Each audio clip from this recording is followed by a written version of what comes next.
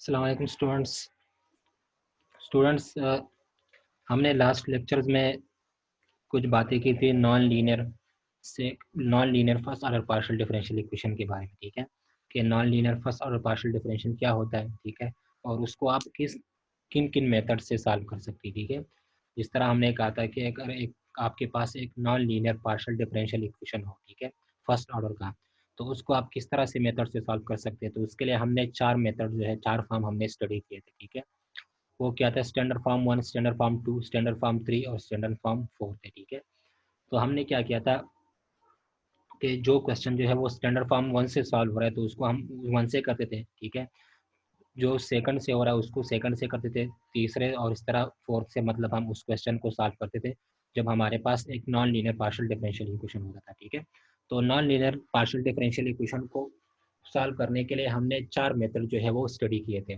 Standard form 1, 2, 3 and 4। ठीक है, अब हम उसी चीज़ को जो यहाँ पे फर्दर स्टडी करेंगे। ठीक है, एक non linear partial differential equation of first order.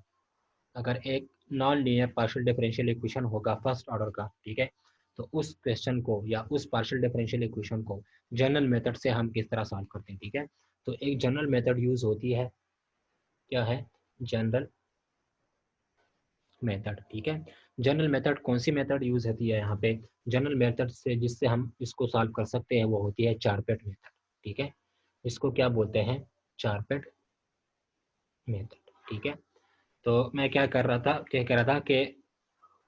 अगर आपके पास एक क्वेश्चन है या एक पार्शियल डिफरेंशियल इक्वेशन है, एक non linear first order partial differential equation है, तो उसको आप चार मेथड से सॉल्व करते थे, 1, 2, 3 एंड 4। ठीक है, अगर उसका मैं आपको कहूँ कि जनरल, मतलब जो जनरल मेथड है जिससे आप उन सारे क्वेश्चंस को सॉल्व कर सकते हैं। ठीक है, तो वो मेथड कौन सा होगा, चारपेट मेथड। ठीक है, चारपेट मेथड किस तरह मेथड है, जो जनरल मेथड है उन क्वेश्चंस को सॉल्व करने के लिए। ठीक है, जिसमें आप किसी भी क्वेश्चन को जो है वो सॉल्व कर सकते हैं। ठीक है, ख्वाह वो one standard first standard form का हो, टू का हो, थर्ड का हो या फोर्थ का हो। ठीक है, तो उसके लिए कौन सी मेथड यूज होती है, एक मेथड यूज होती है जिसको हम चारपेट मेथड बोलते हैं, जो जनरल मेथड होता है किसी non linear partial differential equation को सॉल्व करने के लिए। ठीक है, ये क्या है, चारपेट मेथड।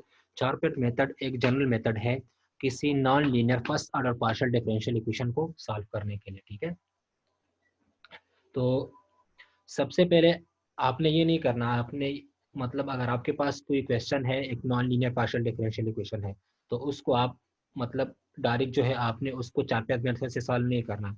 पहले आपने देखना है कि वो question first standard form, second standard form या third standard form and fourth standard form.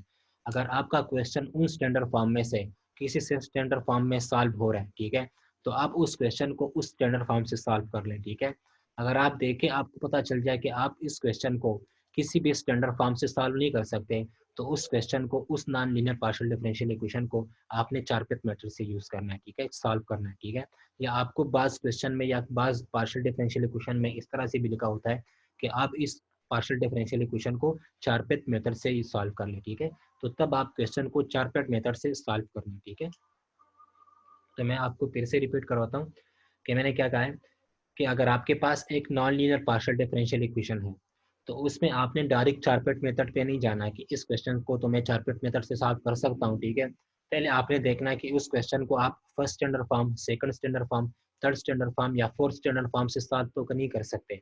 अगर आप उस क्वेश्चन को उन चारों मेथड में से किसी भी मेथड से सॉल्व कर सकते हैं, तो आपने पहले उसको उस मेथड से सॉल्व करना है। ठीक है, और अगर आपको पता चल जाए कि मैं इस क्वेश्चन को किसी भी उन मेथड में सॉल्व नहीं कर सकता, तो उस क्वेश्चन को या उस non linear partial differential equation को आपने किस मेथड से सॉल्व करना है, आपने उसको चारपेट मेथड से सॉल्व करना है। ठीक है, तो उसके बाद चारपेट मेथड के वर्किंग रूल्स पे आते हैं। ठीक है, कि चारपेट मेथड के वर्किंग रूल्स क्या होंगे। अगर आपके पास एक non linear partial differential equation है, ठीक है, और अगर आपने उसको चारपेट मेथड से सॉल्व करना है, आपके पास क्वेश्चन में गिवन है कि आप इस पार्शियल डिफरेंशियल इक्वेशन को चारपेट मेथड से सॉल्व कर लें। ठीक है, तो उसके वर्किंग रूल्स क्या होंगे, आप उसके वर्किंग रूल्स को किस तरह से करेंगे। ठीक है, मतलब आप उस पार्शियल डिफरेंशियल इक्वेशन को किस रूल से है जो है वो सॉल्व करेंगे। ठीक है, तो उसके लिए सबसे पहले आप क्या करेंगे, for solving non-linear partial differential equation, ठीक है। अगर आपके पास एक non linear partial differential equation है, ठीक है, अगर आपने उसको सॉल्व करना है, ठीक है, तो अगर आपके पास के लेट कंसिडर आपके पास एक पार्शियल डिफरेंशियल इक्वेशन गिवन है, पार्शियल डिफरेंशियल इक्वेशन आपके पास गिवन है, function of x y z p Q is equal to 0। अगर आपके पास इस फॉर्म में एक non linear partial differential equation given है, ठीक है, तो उसको आपने यहाँ पे लिखना है, ठीक है, और उसको आपने कहना है कि ये इक्वेशन 1 है, ठीक है। फिर आपने क्या करना है, यहाँ पे आपको पता होगा कि ये p यहाँ पे क्या है, p यहाँ पे partial z bye partial x है, ठीक है। क्यों यहाँ पे क्या है, partial z bye partial y। ये तो आपको सबको पता होना चाहिए कि p यहाँ पे partial z bye partial x है, क्यों यहाँ पे partial z bye partial y है, ठीक है। तो मैं क्या कह रहा था, अगर आपके पास एक non linear partial differential equation इस फॉर्म में गिवन है, function of x Y Z p Q is equal to 0, ठीक है, उसको आपने इक्वेशन 1 नाम देना है, ठीक है। फिर उसके बाद आपने क्या करना है, सेकंड मेथड इसका आपने क्या करना है, पहले आपने यहाँ पे एक बात दूसरा नोट कर ले, जो आपके पास यहाँ पे पार्शियल डिफरेंशियल इक्वेशन गिवन हो उसको आपने f का नाम देना है, ठीक है। उस पार्शियल डिफरेंशियल इक्वेशन को सबसे पहले आपने नाम क्या देना है कि ये f के इक्वल है, ठीक है, उसको आपने f का नाम देना है, ठीक है। फिर उसके बाद आपने इस तरह करना है कि आप उसमें वहाँ पे p इसके इक्वल होगा और q इसके इक्वल होगा, ठीक है। फिर से मैं आपको बताता हूँ कि अगर आपके पास एक non linear partial differential equation given है, ठीक है, इस फॉर्म में सबसे पहले आपने क्या करना है, आपने उसको लेट आपने कहना है कि ये इक्वल है एफ के, ठीक है, आपने उस पार्शियल डिफरेंशियल इक्वेशन को एफ के इक्वल करना है, ठीक है। फिर सेकंड आपने क्या करना है, सेकंड आपने करना है कि फाइंड जो आप यहाँ पे एक्स वाई जेड पी क्यों आपको नजर आ रहा है, इन सब का आपने पार्शियल डिफरेंशिएशन करना है, ठीक है। आपने इसको एक फंक्शन का नाम दिया होगा एफ को, ठीक है। आपने क्या करना है, आपने फाइंड करना है partial F by partial x, ठीक है, partial F by partial y, partial F by partial z, partial F by partial p, partial F by partial Q, ठीक है। तो यहाँ पे आप देखिए x Y Z p q है, ठीक है। तो आपने क्या करना है, उसको आपने एफ फंक्शन का नाम देना है, non linear partial differential equation जो आपके पास गिवन हो उसको आपने सबसे पहले एफ नाम देना है, ठीक है, कि let this is equal to f, ठीक है। फिर उसके बाद आपने क्या करना है, उस एफ का आपने with respect to x Y Z P और क्यू पार्शियल डिफरेंशिएशन करना है, ठीक है। तो partial F by partial x, partial F by partial y, partial F by partial z, partial F by partial p और partial F by partial q आपने करना है उसका, ठीक है। उसके बाद आपने तीसरे नंबर पे क्या करना है, फिर आपने इसको चारपेट ऑक्सिलरी इक्वेशन के फॉर्म में लिखना है, ठीक है, चारपेट ऑक्सिलरी इक्वेशन, ठीक है। तो चारपेट ऑक्सिलरी इक्वेशन क्या होता है, उसका फॉर्म क्या होता है, उसको आपने लिखना है d p divided by partial F by partial x plus P partial F by partial Z, ठीक है, is equal to D Q divided by partial F by partial Y, ठीक है, plus Q partial F by partial Z is equal to D Z divided by minus P partial F by partial P minus Q partial F by partial Q is equal to D x divided by minus partial F by partial P is equal to D Y divided by minus partial F by partial Q is equal to d f divided by 0, ठीक है। तो तल number पे आपने क्या करना है, first में आपने इसको एफ नाम देना है, फिर ठीक है, फिर आपने पार्शियल डिफरेंशिएशन करना है एफ का with respect to x Y Z P और क्यू, ठीक है। फिर थर्ड नंबर पे आपने क्या करना है, आपने इसको चारपेट एक्सिलरी इक्वेशन के फॉर्म में लिखना है, ठीक है। जिस तरह आपको मैंने एक्सिलरी इक्वेशन स्टार्ट में कही थी, ठीक है, वो दूसरे मतलब जो आपने की थी d P divided by d x t q divided by y, ठीक है, और d Z divided by r, जो आपने वही एक्सिलरी इक्वेशन यूज की थी। तो यहाँ पे चारपेट एक्सिलरी इक्वेशन क्या है, चारपेट एक्सिलरी इक्वेशन ये है, ठीक है। आपने इसको किस फॉर्म में लिखना है, चारपेट एक्सिलरी इक्वेशन के फॉर्म में लिखना है कि D P divided by this T q divided by this D Z divided by this x, ठीक है, वाई और ये क्या होगा एफ, ठीक है। यहाँ पे आपने ये बात नोट करनी है कि आपने पहले सबसे पहले इसको आपने इस फॉर्म में लिखना है हमेशा, ठीक है। सबसे पहले आपने डी पी लिखना है, फिर आपने डी क्यू लिखना है, फिर आपने डी जेड लिखना है, फिर आपने डी एक्स लिखना है, फिर उसके बाद डी वाई और लास्ट में आपने क्या लिखना है डी एफ, ठीक है। क्या करना है आपने चारपेट एक्सिलरी इक्वेशन को इसको आपने चारपेट एक्सिलरी इक्वेशन के फॉर्म में लिखना है, चारपेट एक्सिलरी इक्वेशन का फॉर्म क्या है, ये आपको जो नजर आ रहा है ये चारपेट एक्सिलरी इक्वेशन का फॉर्म है, ठीक है। इसमें सबसे पहले आप बात नोट कर ले कि आपने सबसे पहले डी पी को लिखना है, फिर आपने डी क्यू को, फिर आपने डी जेड को, फिर डी एक्स, फिर डी वाई, फिर डी एफ, ठीक है। ये आपने हमेशा इस फॉर्म में लिखना है, q p q z x y और एफ, ठीक है। आपने इसका जो सीरीज है, इसका जो वो है, आपने उसको चेंज नहीं करना, ठीक है। आपने हमेशा इसको इस फॉर्म में लिखना है कि सबसे पहले आपका पी आएगा, फिर क्यू, फिर जेड, फिर एक्स, फिर वाई, फिर एफ, ठीक है। आपने इसको इस फॉर्म में लिखना है। अच्छा, ये तो इसका हो गया थर्ड, ठीक है। फिर फोर्थ नंबर पे आपने क्या करना है,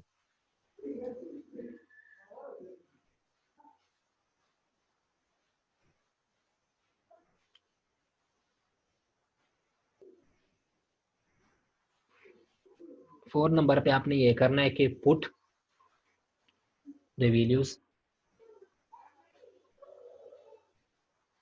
and find the values of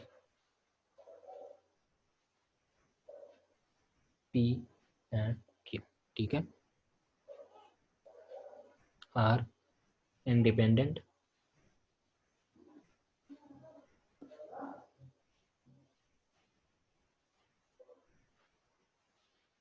ठीक है। तो 4 नंबर पे आपने क्या करना है, फोर्थ नंबर पे आपने जो आपको एक्सिलरी इक्वेशन इससे पहले मैंने लिखी थी, चारपेट एक्सिलरी इक्वेशन, उसमें आपने partial F by partial x और partial F by partial y जो आपके पास वैल्यू आई होगी, ठीक है, स्टार्ट में से, ठीक है, वो वैल्यूज आपने उसमें पुट करनी है, ठीक है। चारपेट एक्सिलरी इक्वेशन में आपने वो वैल्यूज पुट करनी है जो आपने सेकंड में डिराइव के कैलकुलेट किए थे, ठीक है, जो partial F by partial x और partial F by partial Y, ठीक है। तो वो वैल्यूज आपने क्या करनी, आपने उसको उस चारपेट एक्सिलरी इक्वेशन में पुट कर रहे हैं, ठीक है। और उससे आपने क्या करना है, उससे आपने पी और क्यू की वैल्यू को फाइंड करना है, ठीक है। तो क्या क्या है मैंने, फोर्थ नंबर पे आपने क्या करना है, आपके पास जो वैल्यूज आई थी वो वैल्यूज आपने चारपेट एक्सिलरी इक्वेशन में पुट कर देने हैं, ठीक है। और उससे आपने पी और क्यू की वैल्यू को फाइंड कर देना है, ठीक है। जो आपको चारपेट एक्सिलरी इक्वेशन लास्ट में आएगा उसमें आपने क्या करना है, उसमें से आपने पी और क्यू की वैल्यूज को फाइंड करना है, ठीक है। और वो पी और क्यू की वैल्यू क्या होगी, एक दूसरे पे डिपेंड नहीं होगी, ठीक है, जो एक दूसरे से इंडिपेंडेंट होगी। मतलब पी में क्यू की वैल्यू नहीं आएगी और क्यू में पी की वैल्यू नहीं आएगी, वो एक दूसरे पे डिपेंड नहीं करेंगे, ठीक है, एक दूसरे के क्या होंगे, इंडिपेंडेंट होंगे, ठीक है। तो फोर्थ नंबर पे आपने करना यह है कि आपने चारपेट एक्सिलरी इक्वेशन में वो वैल्यूज पुट करनी है जो आपने फाइंड की थी, ठीक है। फिर उसमें से एक्सिलरी इक्वेशन जो आएगा उस एक्सिलरी इक्वेशन में से आपने पी और क्यू की वैल्यू को फाइंड करना है, और आपके पास जो पी और क्यू की वैल्यू आएगी वो एक दूसरे के इंडिपेंडेंट होंगे, मतलब पी में क्यू की वैल्यू नहीं आएगी और क्यू में पी की वैल्यू नहीं आनी चाहिए, ठीक है। तो फोर्थ पे आपने ये करना था, ठीक है। फिफ्थ पे आपने क्या करना है, फिफ्थ पे आपने करना है D Z is equal to P D x plus Q D Y, ठीक है। जो आप फोर्थ में से पी और क्यू की वैल्यू को फाइंड कर लेंगे, वो पी और क्यू की वैल्यू आपने इस इक्वेशन में पुट कर देनी है, D Z is equal to P D x plus Q D Y, ठीक है। तो फिफ्थ नंबर पे आपने ये करना है, ठीक है। और फिर उसके बाद आपने क्या करना है, आपने putting the values putting the values of P and Q, ठीक है, एंड इंटीग्रेट। क्या करना है आपने, फिफ्थ नंबर पे आपने इसको इस फॉर्म में लिखना है, D Z is equal to P D x plus P q D Y, ठीक है। और जो आपने पी और क्यू की वैल्यू को फाइंड किया है वो पी और क्यू की वैल्यू आपने इस इक्वेशन में आके पुट कर देनी है, और उसके बाद आपने क्या करना है, इसको इंटीग्रेट कर देना है, ठीक है। तो वो क्या होगा, वो आपका रिक्वायर्ड सोल्यूशन हो जाएगा, ठीक है। क्या करना है आपने, आपने D Z is equal to P D x plus Q D Y ये लिखना है, ठीक है। फिर उसमें आपने जो पी और क्यू की वैल्यू फाइंड की थी फोर्थ नंबर में, ठीक है, वो पी और क्यू की वैल्यू यहाँ पे आपने पुट कर देनी है और फिर आपने उसको इंटीग्रेट कर देना है, तो उस पे से आपका जो रिक्वायर्ड सोल्यूशन है वो आ जाएगा, ठीक है। फिर आप जब पी और क्यू की वैल्यू को यहाँ पे फाइंड करते हैं, ठीक है, जब आप पी और क्यू की वैल्यू को फाइंड करते हैं इस एक्सिलरी इक्वेशन से, ठीक है, तो उसके कुछ कंडीशंस होते हैं। क्या होते हैं उसके, कुछ कंडीशंस होते हैं। कंडीशंस क्या होते हैं कि अगर आपके पास f P is equal to a and q is equal to B आया है, देन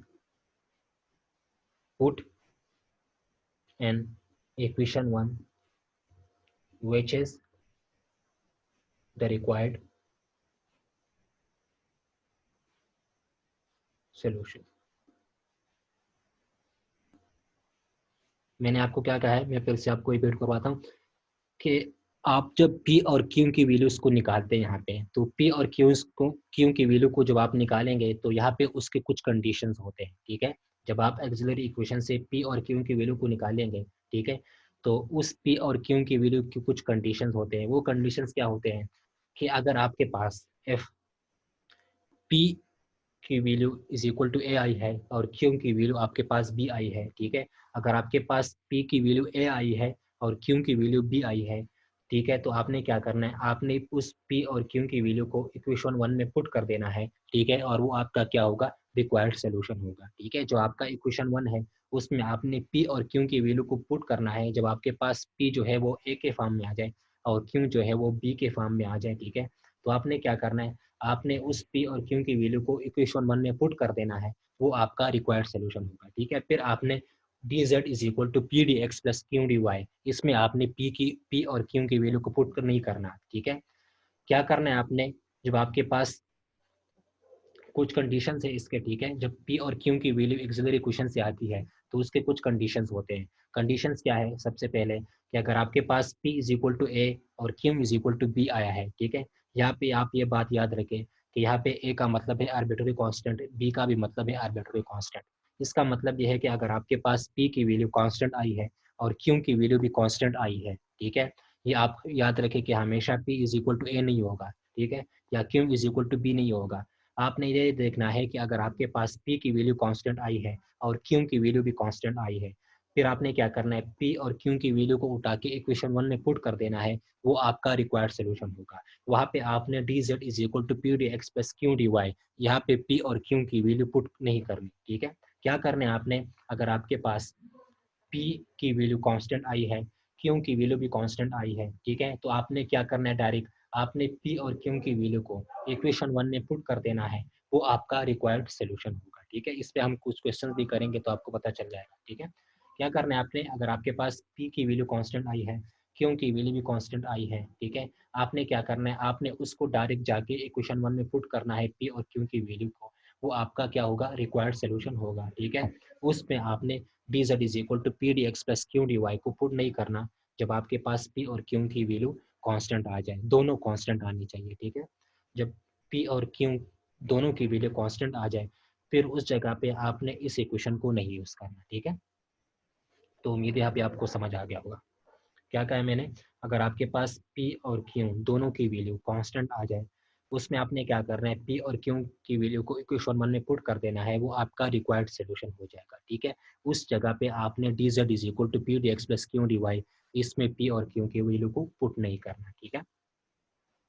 फिर दूसरा इसका क्या है, दूसरा condition, F P is equal to constant, ठीक है?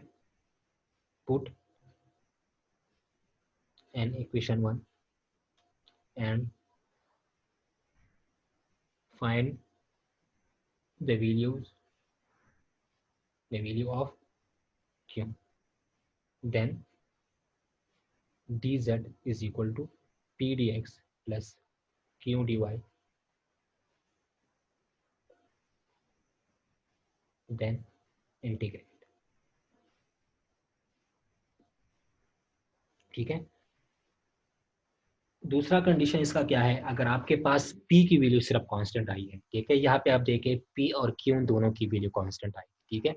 दूसरा कंडीशन इसका क्या है, अगर आपके पास p की वैल्यू कांस्टेंट आई है, ठीक है? या आप यहाँ पे दूसरा कंडीशन भी आता है, अगर p की वैल्यू कांस्टेंट आई है, या अगर आपके पास p is equal to pi of Q इस फॉर्म में आए, ठीक है? कि अगर आपके पास जो पी की वैल्यू है वो फंक्शन ऑफ क्यू है, ठीक है? मगर अगर आपके पास कोई इक्वेशन इस फॉर्म में आए, P is equal to pi is a function of Q, ठीक है?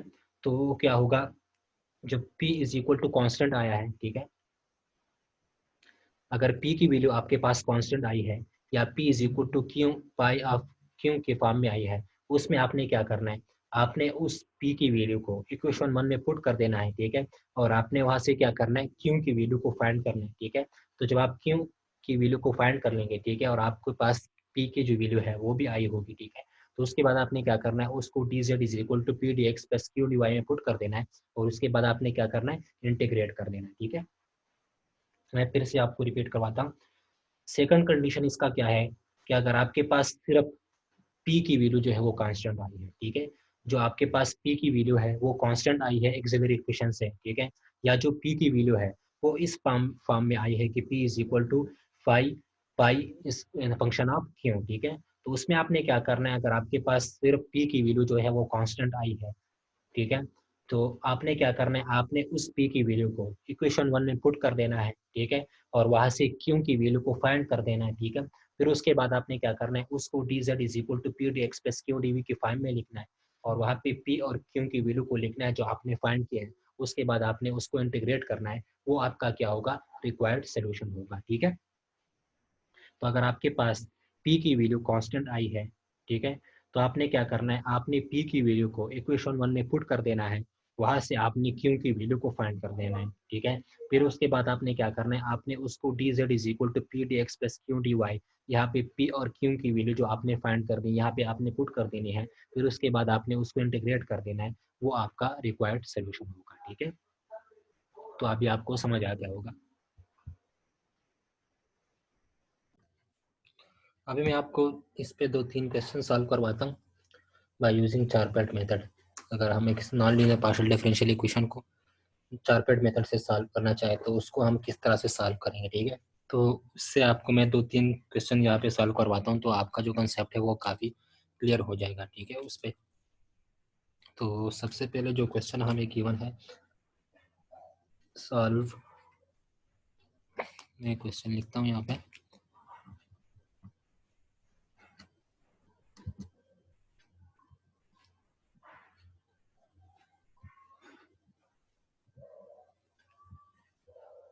हमें गिवन है solve z is equal to P X plus Q Y plus P Q. ठीक है, ये हमें गिवन है कि इस क्वेश्चन को आप चार-पैट मेथड से सॉल्व करें। ठीक है, तो सबसे पहले आपने क्या करना है, सबसे पहले आपने इसको नाम देना है इक्वेशन 1। ठीक है, यहाँ पे आप देखिए ये क्या है, एक non linear partial differential equation है। ठीक है, यहाँ पे आपके पास पी क्यू नजर आ रहे हैं, तो इसका मतलब क्या है कि एक non linear partial differential equation है, क्योंकि यहाँ पे इसका जो उसकी जो डिग्री है वो क्या है, 2 है। तो इस क्वेश्चन को आप देख ले, सबसे पहले तो ये क्या है, ये एक non linear partial differential equation है, क्योंकि इसकी जो डिग्री है वो 2 है। ठीक है, तो इसको हम किस मेथड से सॉल्व करने हैं, इसको हम चार-पैट मेथड से सॉल्व करना है। ठीक है, तो सबसे पहले हम क्या करेंगे, सोल्यूशन। ठीक है, हमारे पास गिवन है z is equal to P X plus Q, sorry यहाँ पे Q Y plus P Q. ठीक है, ये हमारे पास गिवन है, तो इसको आप इक्वेशन 1 का नाम दे दें। ठीक है, ये एक non linear partial differential equation है, इसको हमने सॉल्व करना है बाय यूजिंग चार-पैट मेथड। ठीक है, तो सबसे पहले ये तो आपको गिवन है, इसको आपने सबसे पहले इक्वेशन 1 नाम देना है। ठीक है, फिर उसके बाद आपने क्या करना है, आपने आपको पता होगा कि वो फंक्शन किसके इक्वल था, जीरो, जो आपके पास फर्स्ट इक्वेशन आ रहा था वो इस जीरो के इक्वल था। ठीक है, तो इसको आपने जीरो के इक्वल करना है, तो इसको आप जीरो के इक्वल किस तरह करेंगे, z minus P X minus Q Y minus P Q is equal to zero, ये हो जाएगा। अगर मैं सारों को इस साइड पे लेके आऊँ तो ये हो जाएगा z minus P X minus Q Y minus P Q is equal to zero, ये हो जाएगा।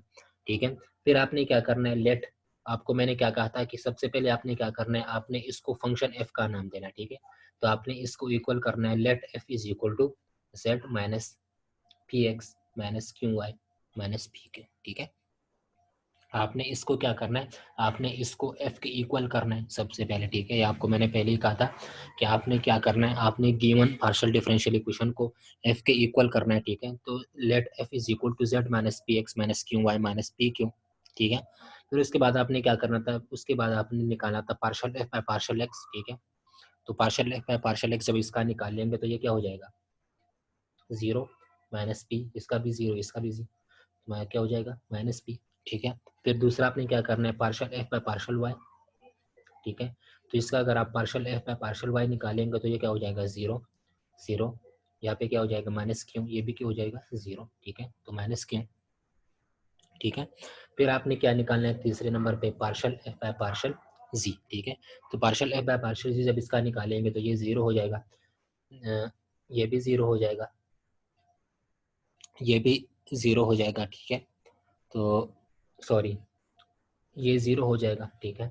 ये भी 0 हो जाएगा, ये भी 0 हो जाएगा। अगर इसका आप पार्शियल ए पे पार्शियल जेड लेंगे तो ये क्या हो जाएगा 1, ठीक है।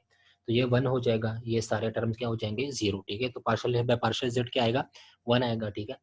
फिर उसके बाद आपने क्या निकालना है पार्शियल ए बाय पार्शियल पी, ठीक है। तो पार्शियल ए बाय पार्शियल पी इसका क्या आएगा -x, ठीक है। और माइनस यहाँ पे क्या है p और q है, तो यहाँ पे क्या हो जाएगा -x माइनस p, ठीक है। सॉरी -q, इसका partial with respect to p अगर आप पार्शियल डेरिवेशन कर लें तो ये क्या होगा पार्शियल एफ पार्शियल p 0 हो जाएगा, ये -p रह जाएगा, ठीक है। सॉरी -x ये रह जाएगा, ठीक है। इसका क्या हो जाएगा -px है, तो इसका विद रिस्पेक्ट टू p तो ये हो जाएगा -x, ये 0 हो जाएगा, इसका क्या हो जाएगा -q, ठीक है। तो x -q ये इसका हो जाएगा। फिर आपने क्या करना है पार्शियल f बाय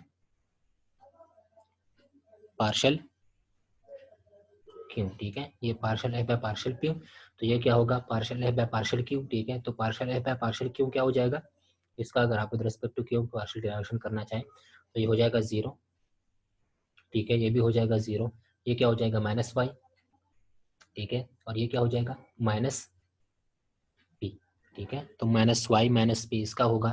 तो मैंने क्या किया है, मैंने इसका with respect to x, with respect to y, with respect to z, with respect to p, with respect to q इसको पार्शियली डिफरेंशिएट किया है, ठीक है। इसका पार्शियल डेरिवेशन दिया है इसका with respect to x, y, z, p और q, ठीक है। तो इसके ये रिजल्ट आए, ठीक है। तो फर्स्ट नंबर पे सेकंड नंबर पे आपने ये करना था।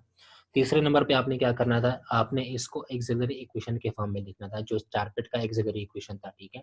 एक्सिलरी इक्वेशन तो वो क्या था, वो आपको मैं यहाँ पे लिख देता हूँ। वो था dp डिवाइडेड बाय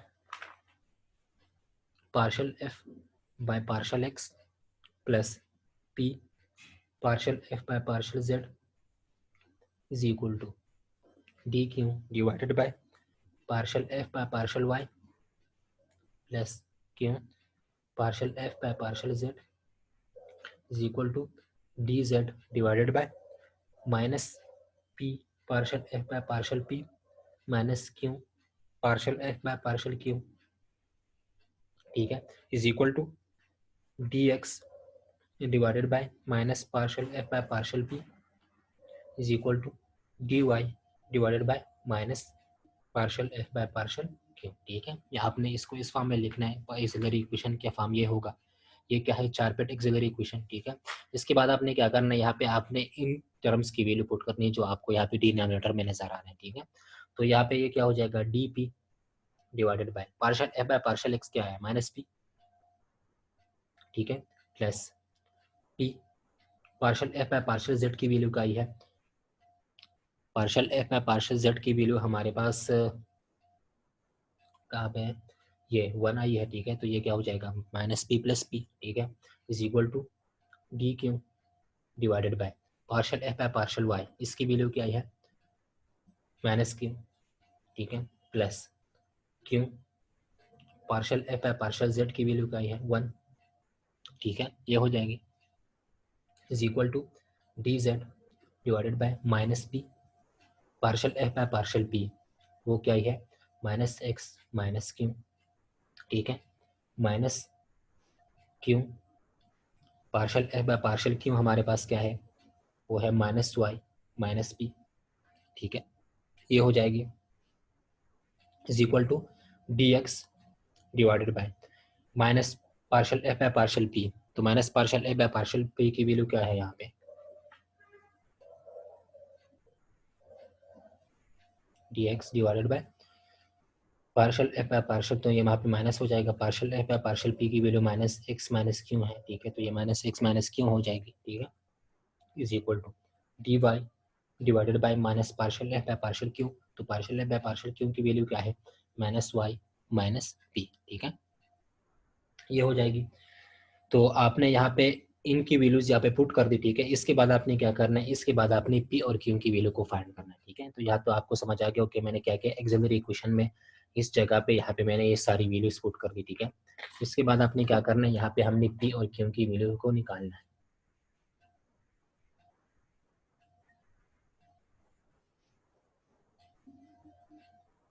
ठीक है।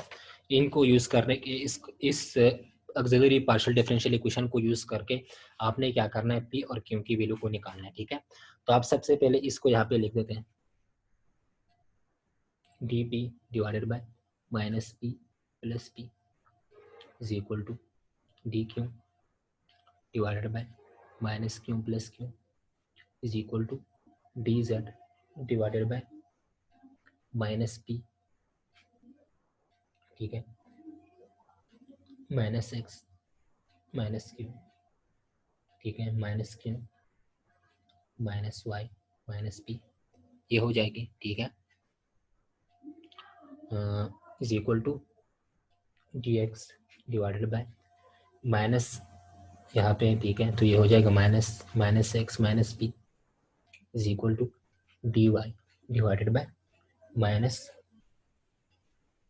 वाई, यहाँ पे ये क्या आया था, D Y divided by minus partial Y होता है ना, तो ये यहाँ पे आएगा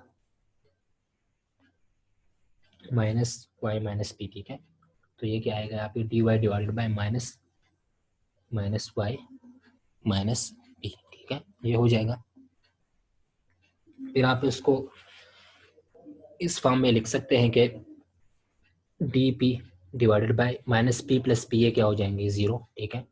डी क्यू डिवाइडेड बाय ये क्या हो जाएगा, जीरो, ठीक है, is equal to D Z divided by minus P minus, इसको अगर आप यहाँ पे माइनस को बाहर निकाल ले तो ये क्या हो जाएगा, प्लस पी, ठीक है। तो ये हो जाएगा plus P X plus Q, ठीक है। यहाँ पे अगर माइनस को बाहर निकाल लेंगे तो ये क्या हो जाएगा, plus Q Y plus P, ठीक है, is equal to D x divided by, यहाँ पे अगर माइनस को बाहर निकाले तो ये हो जाएगा एक्स प्लस पी, ठीक है, is equal to D Y divided by minus को यहाँ पे बाहर निकाले तो ये क्या हो जाएगा, वाई प्लस पी, ठीक है।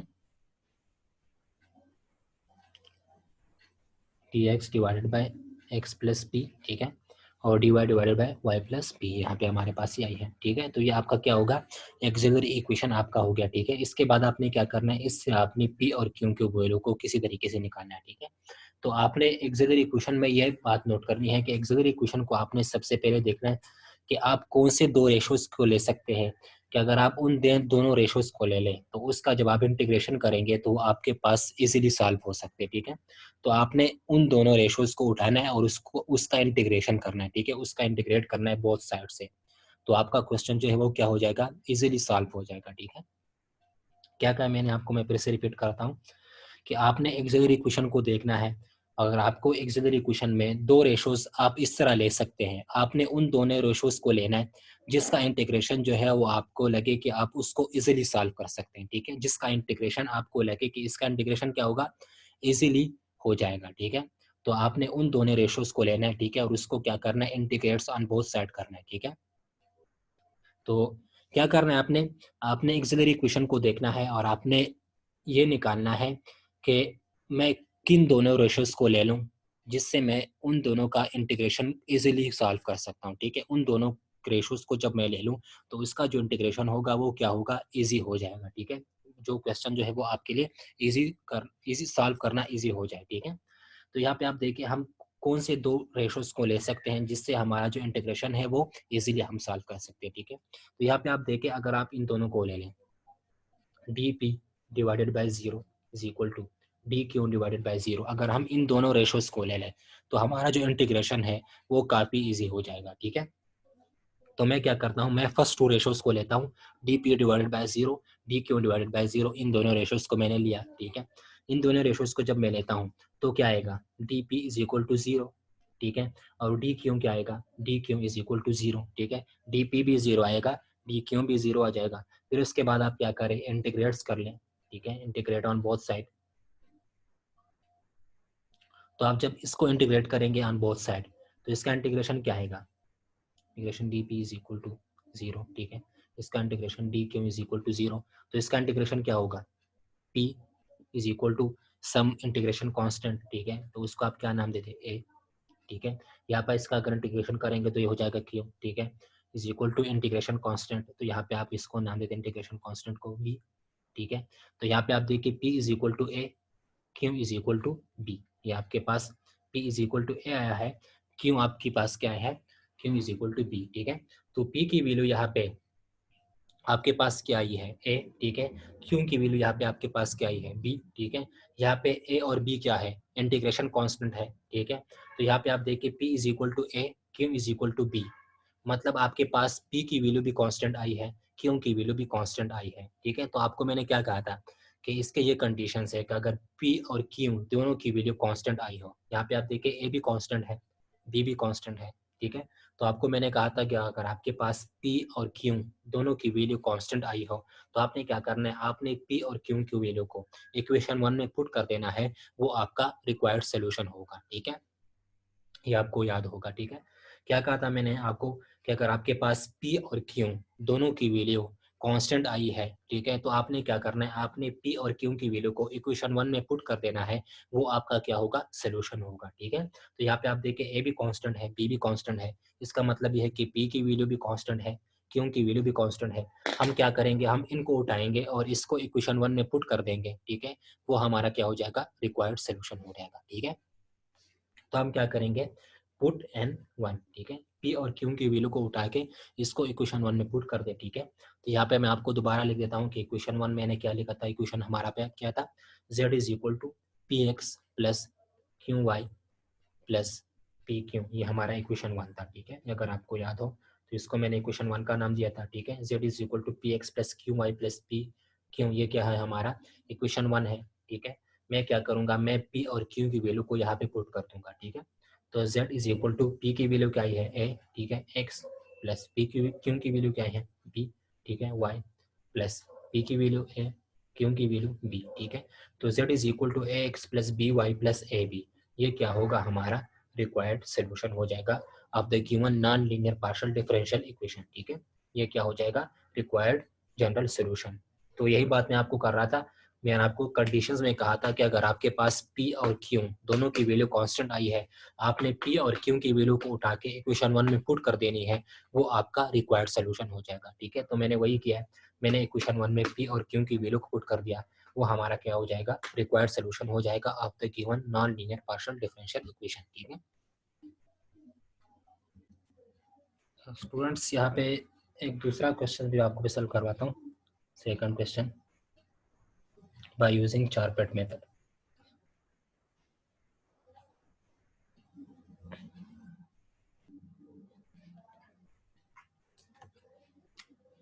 तो क्वेश्चन हमारे पास गिवन है कि solve P x Y plus P Q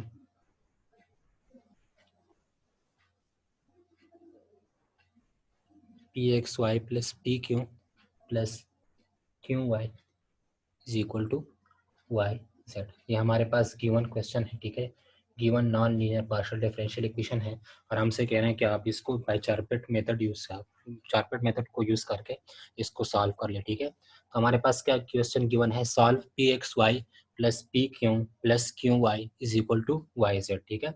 तो यहाँ आप देखिए ये क्या है, ये एक non linear partial differential equation है, क्योंकि यहाँ पे पी और क्यू जो है वो प्रोडक्ट फॉर्म में आई है, इनकी जो डिग्री है वो क्या है 2 है।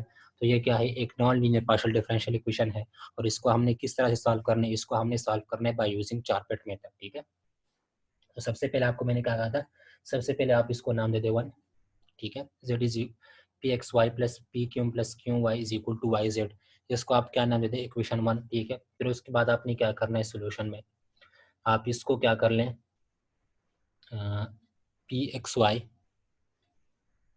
Plus P Q plus Q Y minus Y Z is equal to 0। ये आपको मैंने कहा था कि आप इसको 0 के इक्वल कर देंगे, यहाँ पे पी एक्स प्लस, सॉरी ये वाई यहाँ पे भी आएगा, पी एक्स वाई, ठीक है, plus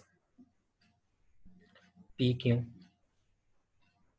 plus Q Y minus Y Z is equal to 0। ठीक है, तो मैंने क्या किया है, मैंने P x Y plus P Q Y और माइनस वाई प्लस जेड को मैं इस साइड पे लेके आया हूँ। ठीक है, तो P X plus Y plus P Q Y minus Y Z is equal to 0, ये हो जाएगा।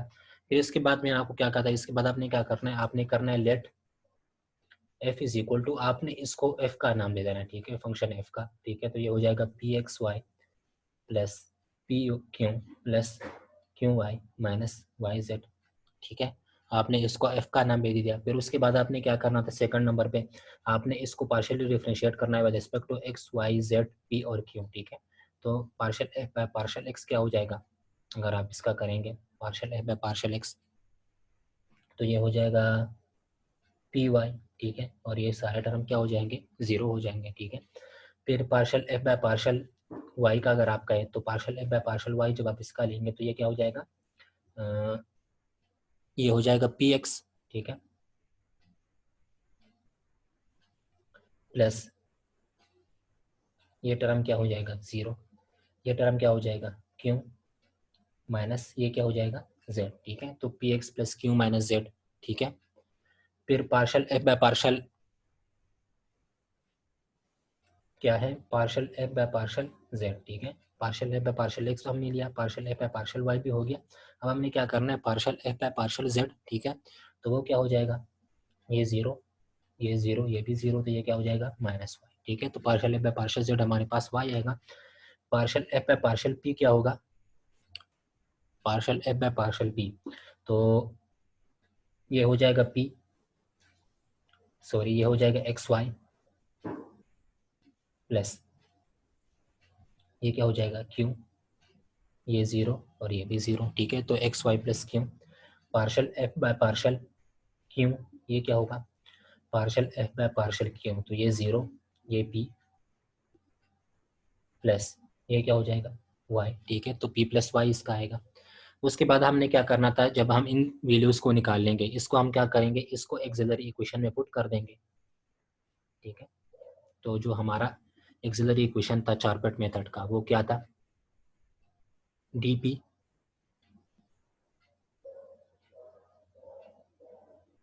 Divided by partial F by partial x. ठीक है, plus P partial F by partial Z is equal to D Q divided by partial F by partial Y plus Q partial F by partial Z is equal to T Z divided by minus P partial F by partial P minus Q partial F by partial Q is equal to D x divided by minus partial F by partial P is equal to D Y divided by minus partial F by partial Q. ठीक है, ये आपके पास क्या है, axillary equation का form है। जो चारपेट एक्सिलरी इक्वेशन है वो इस फॉर्म में होता है। ठीक है, आपने इसको इस फॉर्म में लिखना है। ठीक है, फिर उसके बाद आपने क्या करना है, ये वैल्यूज यहाँ पे पुट कर देनी है। ठीक है, तो यहाँ पे मैं ये वैल्यूज को पुट करूंगा तो क्या आएगा, T P divided by partial F by partial X को यहाँ पे पुट करूंगा तो वो क्या है, P Y plus partial F plus P, यहाँ पे ये हो जाएगा। ठीक है, partial F by partial Z क्या है यहाँ पे माइनस वाई। ठीक है, तो वो हो जाएगा minus Y is equal to D Q divided by partial F by partial Y. उसकी वैल्यू क्या है यहाँ पे, partial F by partial Y वो है पी एक्स प्लस क्यू। ठीक है, plus Q partial F by partial Z, तो वो है माइनस वाई। ठीक है, is equal to D Z. ठीक है, is equal to D Z क्या हो जाएगा यहाँ पे,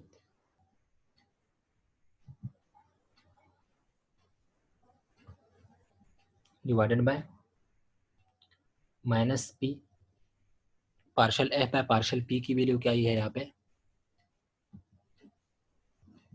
partial F by partial p की यहाँ पे है एक्स वाई, ये मैं यहाँ पे लिख देता हूँ आपके लिए, डी पी डी क्यू में हो गया। अब हम आ गए डी जेड पे। ठीक है, तो D Z divided by minus P partial F by partial p की वैल्यू क्या है यहाँ पे, partial F by partial p की वैल्यू है एक्स वाई प्लस क्यू, ठीक है। अच्छा, इसके बाद इसके साथ क्या है, minus Q partial F by partial Q. तो partial F by partial Q की वैल्यू क्या है, पी प्लस वाई, ठीक है, is equal to D x divided by minus partial F by partial P, वो है एक्स वाई प्लस क्यू, ठीक है, D x divided by minus partial F by partial P, तो वो है x Y plus Q, is equal to last term क्या है, D Y, ठीक है, तो D Y divided by minus partial F by partial Q, ठीक है, तो D Y minus partial F by partial Q की वैल्यू क्या आई है, पी प्लस वाई, ठीक है, तो ये हो जाएगी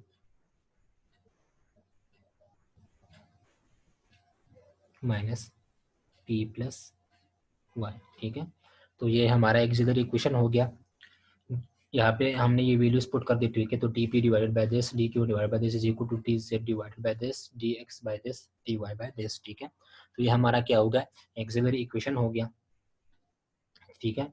उसके बाद हमने क्या करना है, हमने इसको फर्दर सॉल्व करना है, ठीक है। तो फर्दर सॉल्व हम किस तरह कर सकते हैं इसको, हम इस ऑक्सिलरी इक्वेशन को उठाएंगे, ठीक है, और इससे हमने क्या करना है, हमने इससे पी और क्यू की वैल्यू को किसी तरीके से निकालना है, ठीक है। तो सबसे पहले D P divided by P Y plus P Y, ठीक है। तो यहाँ पे आप देखिए ये दोनों टर्म जो है ये P Y minus P Y हो जाएगा, ठीक है, तो ये जीरो, ठीक है, is equal to D Q divided by P X plus Q, ये क्या हो जाएगा माइनस क्यू वाई, ये प्लस माइनस माइनस ये हो जाएगा Q Y, is equal to D Z divided by ये हो जाएगा माइनस पी एक्स वाई, या आप इसको इस तरह ही रहने दें, D Z divided by minus P x Y plus Q minus Q P plus Y is equal to D x divided by ये क्या हो जाएगा, minus X Y plus Q है, तो ये हो जाएगा minus X Y minus Q is equal to D Y, ये लास्ट टर्म क्या हो जाएगा, ये माइनस पी प्लस वाई है, तो ये हो जाएगा माइनस पी माइनस वाई, ठीक है, ये हो जाएगा। ये हमारा क्या है, last expression of auxiliary equation, ठीक है, D P divided by zero D Q divided by P X plus Q minus Q Y is equal to T Z divided by minus P x Y plus Q minus Q P plus Y, ठीक है, is equal to D x divided by minus X Y minus Q is equal to D Y divided by minus P minus Y, ठीक है। ये हमारा क्या आया है, axillary equation आया है, ठीक है,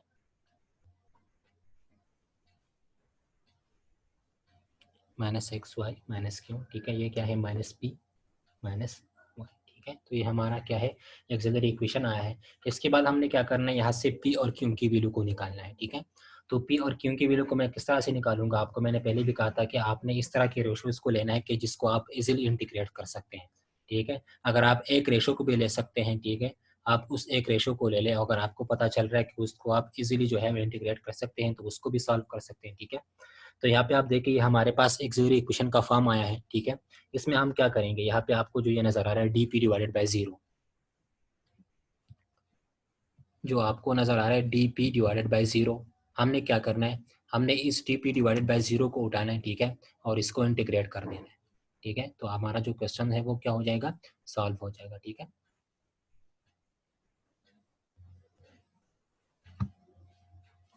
ये थिंग नजर नहीं आ रहा स्क्रीन में,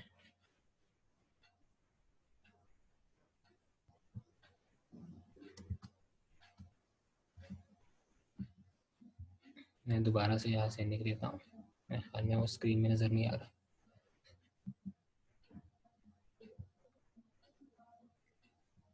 क्या लिखना है यहाँ पे आपने, डी पी डिवाइडेड बाई और नीचे क्या था P Y minus P Y, तो वो हो जाएगा जीरो, ठीक है। तो ये हो जाएगा D P divided by zero, ठीक है, क्या होगा D P divided by zero is equal to D Q divided by P X plus Q minus Z minus Q Y, ठीक है, is equal to D Z divided by minus P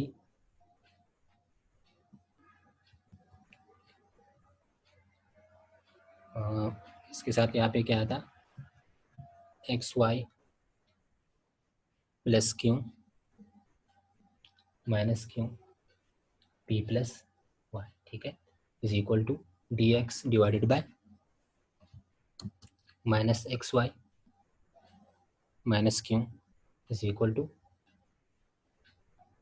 D Y divided by D Y की value क्या आई थी, minus P minus Y, ठीक है। तो ये हमारा एक्सिलरी इक्वेशन हो जाएगा, ठीक है। D P divided by zero D Q divided by P X plus Q minus Z minus Q Y is equal to T Z divided by minus P x Y plus Q minus Q P plus Y is equal to D x divided by minus X Y minus Q is equal to D Y divided by minus P minus Y, ठीक है। ये हमारा क्या हो जाएगा, चारपेट axillary equation यहाँ पे ये हो जाएगा, ठीक है, जो लास्ट एक्सप्रेशन है। फिर उसके बाद हमने क्या करना है, इसके बाद हमने इसको इंटीग्रेट करना है, ठीक है। तो हमने पी और क्यू की वैल्यू को यहाँ पे निकालना है। तो मैंने आपको कहा था कि एक्सिलरी इक्वेशन में आपने देखना है कि मैं इसको किस तरह से जो है वो इजीली सॉल्व कर सकता हूँ, ठीक है। मतलब मैं कौन कौन से दो रेशोज को ले लूँ जिसको मैं जो है वो इजीली सॉल्व कर सकूँ। तो आप यहाँ पे देखें कि आप किन दो रेशोज को लेके इजीली सॉल्व कर सकते हैं, ठीक है। तो आप अगर सिर्फ इस रेशो को ले लें D P divided by zero को, जो सबसे पहले जो रेशो है D P divided by zero, जो फर्स्ट रेशो है, ठीक है, फर्स्ट टर्म, ठीक है। फर्स्ट टर्म क्या है हमारे पास, d P divided by zero आया है, ठीक है। तो इसमें हम क्या करेंगे, हम D P divided by zero को लिख लेंगे, ठीक है। तो डी पी यहाँ पे क्या हो जाएगा, D P is equal to zero, ठीक है। फिर आप क्या करें, इंटीग्रेट ऑन बोथ साइड,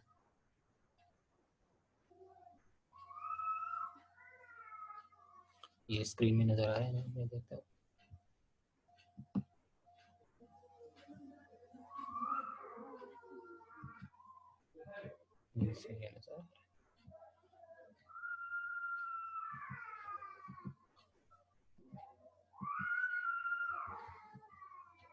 ठीक है। तो क्या किया मैंने सबसे पहले रेशो को उठाया D P divided by zero को, ठीक है। तो D P divided by zero, तो डी पी क्या हो जाएगा, D P is equal to zero, ठीक है। फिर उसके बाद आपने क्या करना है, इंटीग्रेट्स ऑन बोथ साइड, ठीक है। तो आप जब इसका इंटीग्रेशन करते हैं तो ये क्या हो जाएगा, integration of D P is equal to zero, तो डी पी का इंटीग्रेशन क्या होगा, पी, ठीक है, is equal to some constant, ठीक है। तो उस कांस्टेंट को आप क्या नाम देते हैं, ए, ठीक है। तो P इज इक्वल टू ए हमारे पास आया है, ठीक है। तो आपको मैंने क्या कहा था कि अगर आपके पास P is equal to A और Q is equal to B आया हो, मतलब P और Q दोनों की वैल्यू की आर्बिट्ररी कांस्टेंट आया हो, ठीक है, दोनों की वैल्यू क्या हो, कांस्टेंट हो, P और Q दोनों की वैल्यू क्या हो, कांस्टेंट हो, तो उसमें आपने क्या करना है, आपने P और Q की वैल्यू को उठा के उस फर्स्ट इक्वेशन में पुट करना है, वो आपका रिक्वायर्ड सोल्यूशन होगा। सेकंड कंडीशन मैंने आपको क्या कहा था कि अगर आपके पास सिर्फ p की वैल्यू कांस्टेंट आ रही हो, ठीक है, तो यहाँ पे आप देखिए p इज इक्वल टू ए, यहाँ पे क्या है, कांस्टेंट है, ठीक है। तो यहाँ पे आप देखिए p is equal to A आया है, ए हमारे पास यहाँ पे कांस्टेंट है। तो इसका मतलब ये है कि हम इस p की वैल्यू को उठा के कहाँ पे पुट करेंगे, इस p की वैल्यू को हमने उठा के जो है वो इक्वेशन वन में पुट कर देने हैं, ठीक है, और वहां से q की वैल्यू को निकालना है, ठीक है। ये आपको मैंने कहा था सेकंड कंडीशन में। सेकंड कंडीशन ये था कि अगर आपके पास सिर्फ p की वैल्यू जो है वो कांस्टेंट आई हो, ठीक है। से फर्स्ट कंडीशन क्या था कि अगर आपके पास p और q दोनों की वैल्यू के कांस्टेंट आई हो, तो उसने आपने उसको इक्वेशन वन में पुट करना है, वो आपका सोल्यूशन हो जाएगा, ठीक है। सेकंड कंडीशन मैंने आपको क्या कहा था कि अगर आपके पास सिर्फ p की वैल्यू कांस्टेंट आई हो, तो उसमें आपने क्या करना है, उस p की वैल्यू को आपने उठाना है और फर्स्ट इक्वेशन में उसको पुट कर देना है, ठीक है, और वहां से q की वैल्यू को आपने निकालना है, ठीक है। तो यहाँ पे आप देखिए p इज इक्वल टू ए, इसका मतलब यह है कि जो p की वैल्यू है वो कांस्टेंट आई है, हम क्या करेंगे, हम इस p की वैल्यू को उठा के इक्वेशन वन में पुट कर देंगे, ठीक है। तो हम क्या करेंगे, पुट n वन, ठीक है, हम इस p की वैल्यू को उठा के इक्वेशन वन में पुट कर देंगे, ठीक है। तो क्या हो जाएगा, इक्वेशन वन क्या था हमारे पास, वो था P x Y plus P Q plus Q Y is equal to Y Z, ये हमारा इक्वेशन वन था। हम क्या करेंगे, हम इस p की वैल्यू को उठा के इस इक्वेशन वन में पुट करेंगे और हम इससे q की वैल्यू को निकालेंगे, ठीक है। ये सेकंड कंडीशन था कि जब हमारे पास p की वैल्यू सिर्फ कांस्टेंट आएगी तो उसमें हम क्या करेंगे, हम p की वैल्यू को उठा के इक्वेशन 1 में पुट कर देंगे और वहां से q की वैल्यू को निकाल लेंगे। ठीक है, तो यहाँ पे हम p की जगह पे a पुट करेंगे तो ये हो जाएगा axy plus aq plus qy is equal to yz। ठीक है, ये हो जाएगा axy plus aq plus qy is equal to yz। जब हम p की जगह q की वैल्यू यहाँ पे, p की जगह a की वैल्यू यहाँ पे पुट कर लेंगे तो हमारा जो फर्स्ट इक्वेशन है वो इस फॉर्म में हो जाएगा axy plus aq plus qy is equal to yz। ठीक है, फिर आपको मैंने क्या कहा था कि आपने जब p की वैल्यू आप इक्वेशन 1 में पुट करेंगे वहां से आपने q की वैल्यू को फाइंड करना है। ठीक है, तो हमने क्या करना है, यहाँ से हमने q की वैल्यू को फाइंड करना है। ठीक है, तो उसके लिए हम क्या करेंगे, ये आप देखें ये एक्स वाई प्लस ए क्यू प्लस क्यू वाई। ठीक है, तो यहाँ पे आप देखें कि आप एक्स वाई, ठीक है, प्लस ए क्यू प्लस क्यू वाई, तो यहाँ पे आप देखें आप इन दोनों इक्वेशन में से क्यू को कॉमन ले सकते हैं। ठीक है, बिल्कुल ले सकते हैं।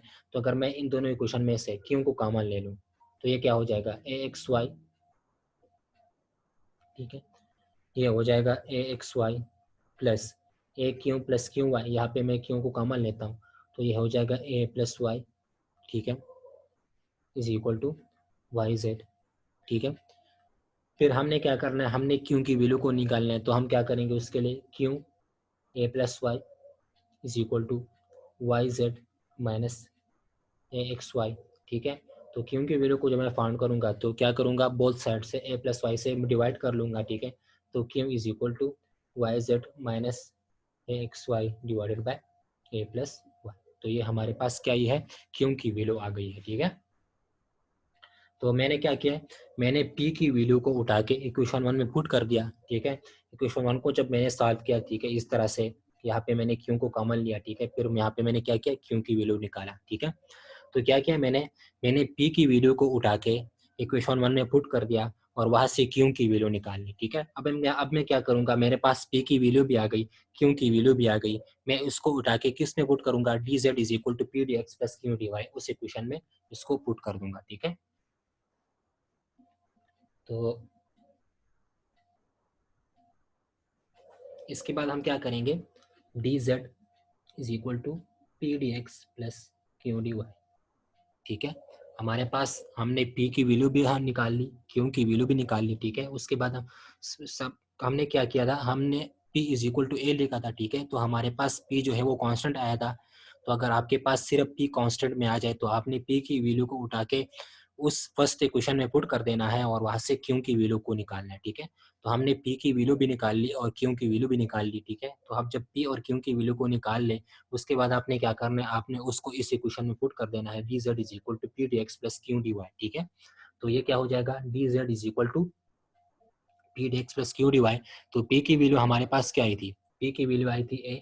ठीक है, ये हो जाएगा डी एक्स प्लस q की वैल्यू हमारे पास क्या आई थी, q की वैल्यू आई थी Y Z minus A X divided by A plus Y into D Y, ये हमारे पास क्यू की वैल्यू आई थी। ठीक है, तो मैंने क्या किया, मैंने D Z is equal to P D x plus Q D U लिखा, फिर उसमें मैंने p और q की वैल्यू को यहाँ पे पुट कर दिया। ठीक है, तो D Z is equal to A D x plus Y Z minus A X divided by A plus Y into D Y. ठीक है, फिर इसके बाद हमने इसको इंटीग्रेट करना है, तो इसको इंटीग्रेट हम किस तरह से करेंगे, यहाँ पे आप देखें कि z के साथ क्या है, यहाँ पे z के साथ यहाँ पे ax आया है। ठीक है, यहाँ पे आप देखिए ये क्या है, z के साथ ax आया है। ठीक है, हमने क्या करना है, हमने इस इक्वेशन को इंटीग्रेट करना है किसी तरीके से, D Z is equal to A D x plus Y Z minus X divided by A plus Y D Y, इसको हमने क्या करना है, किसी तरीके से हमने इसको इंटीग्रेट करना है। तो इसके इंटीग्रेशन के लिए हम क्या करेंगे, आप यहाँ पे आ जाए। ठीक है, आपके पास ये z है, इसके साथ कौन सा टर्म आ रहा है, ax, मतलब z के साथ कौन सा टर्म आ रहा है, x। ठीक है, तो आपने यहाँ पे इसको इस तरह से फॉर्म में लिखना है कि आपके पास z के साथ x वाला टर्म आ जाए। ठीक है, क्या करना है, आपने आपने इस इक्वेशन को इस फॉर्म में लिखना है कि आपके पास z वाले टर्म के पास x वाला टर्म आ जाए। ठीक है, क्यों, क्योंकि यहाँ पे आप देखें z के साथ कौन सा टर्म आ रहा है, x। ठीक है, तो आपने इसको यहाँ से देखना है, ठीक है। तो यहाँ पे आपके पास z के साथ x वाला टर्म आ रहा है। हमने क्या करना है, हमने इस इक्वेशन को इस फॉर्म में लिखना है कि हमारे पास z और x वाले टर्म हम एक साथ लिख सकते हैं, ठीक है। तो हम क्या करेंगे, हम z और x वाले टर्म को एक साथ लिख लेंगे, ठीक है, और इसके बाद हम उसका इंटीग्रेशन कर लेंगे, तो वो हमारे लिए क्या हो जाएगा, ईजी हो जाएगा, ठीक है। मैं फिर से आपको बताता हूँ, रिपीट करवाता हूँ आपको कि इसके बाद आपने क्या करना है, इसके बाद हम इसको फर्दर जब सॉल्व करेंगे तो हमने इसका इंटीग्रेशन करना है। तो इसके इंटीग्रेशन के लिए हम क्या करेंगे, आप यहाँ पे देखिए ये क्या है z, या क्या है x, ठीक है। मतलब z के साथ आपके पास कौन सा टर्म आया है, x, ठीक है।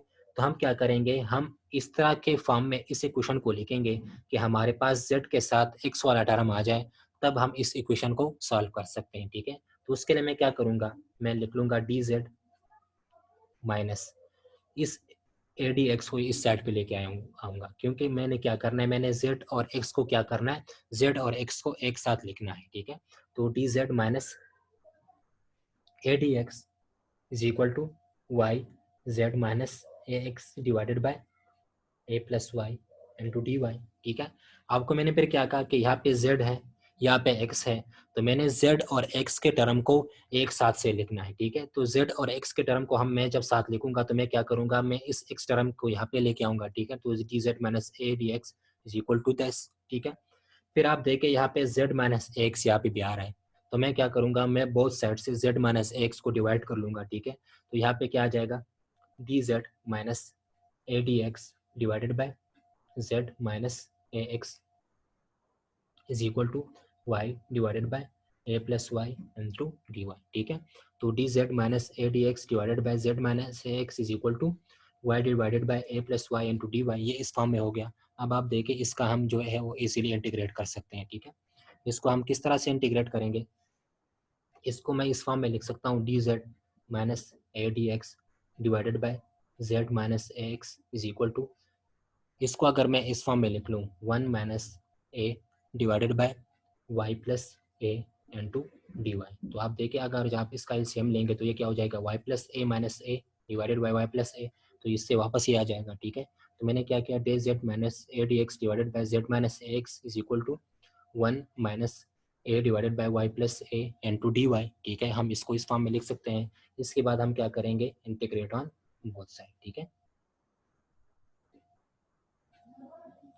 तो अगर आप इसका इंटीग्रेशन लेंगे तो ये क्या हो जाएगा, इंटीग्रेशन इसका भी, इंटीग्रेशन इसका भी। तो यहाँ पे आप देखिए ये z है, ये क्या है x, z का डिराइवेशन क्या होगा dz, adx का ax का डिराइवेशन क्या होगा adx। तो यहाँ पे इसका जो डिराइवेशन हो यहाँ पे है, ठीक है। तो इसका आंसर क्या आएगा, log of z minus ax is equal to, ये क्या हो जाएगा, ये है 1, ठीक है, 1 minus A divided by Y plus A into D Y. तो ये क्या हो जाएगा, इंटीग्रेशन ऑफ डी वाई, ठीक है। तो इससे आ जाएगा y, ठीक है। यहाँ पे आप इसको मल्टीप्लाई कर लेंगे तो ये dy हो जाएगा, dy का इंटीग्रेशन y आएगा, ठीक है, माइनस a, ठीक है, 1 divided by y plus a, इसका डिराइवेशन क्या होगा dy, ठीक है। तो इसको आप लिख सकते हैं log of y plus a, ठीक है। तो log of z minus X is equal to y minus a log of y plus a, ठीक है। उसके बाद आपने क्या करना है, हम इसको log z minus A X is equal to Y minus A log of Y plus A, ये क्या होगा, इसका रिक्वायर्ड सोल्यूशन होगा, ठीक है। ये क्या है, इसका रिक्वायर्ड सोल्यूशन है of the given non linear partial differential equation. ये इसका लास्ट जो है वो रिक्वायर्ड सोल्यूशन आ जाएगा, ठीक है। तो ये इसका आंसर होगा लास्ट, इसको आप क्या कहेंगे कि ये इसका क्या है, एक रिक्वायर्ड सोल्यूशन है।